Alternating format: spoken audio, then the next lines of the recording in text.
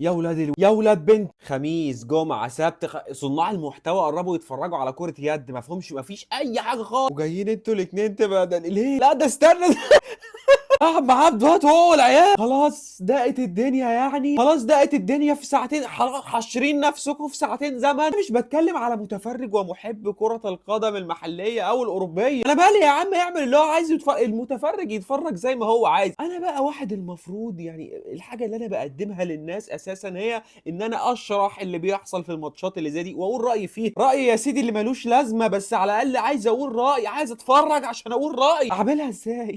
ازاي والله اعملها ازاي؟ قول لي اعملها ازاي؟ يعني مثلا لو حضرتك قلت لي يا محمد انت كده كده ما بتتفرجش على كرة القدم المحلية، ماشي، بس ده اهلي وزمالك، اهلي وزمالك في نهائي لازم اتفرجت ما اتفرج، ما انا ماشي معاك للاخر، فرضنا ما اتفرجتش ان ماتش رايو فايكواني ده ماتش اساسا ممل انا عارف ان ريال مدريد هيتعثر في هيتعادل يا هيخسر، فلازم اتفرج، بس افترضنا ان انا ما اتفرجتش على الاهلي والزمالك، انا لو جيت اتكلم عن ريال مدريد ورايو فايكواني هتكلم لوحدي، هتفرج على الفيديو انا واصحابي، ما حدش هيتفرج بقى. ممكن اخواتنا العراقيين والسعوديين اعملوا لنا فولو يا جماعه، عشان بس اما اتكلم عن ريال مدريد الاقي حد بيسمع لي يعني انا اشك اصلا العراقيين والسعوديين هيبقوا بيتفرجوا على الاهلي والزمالك وقتها.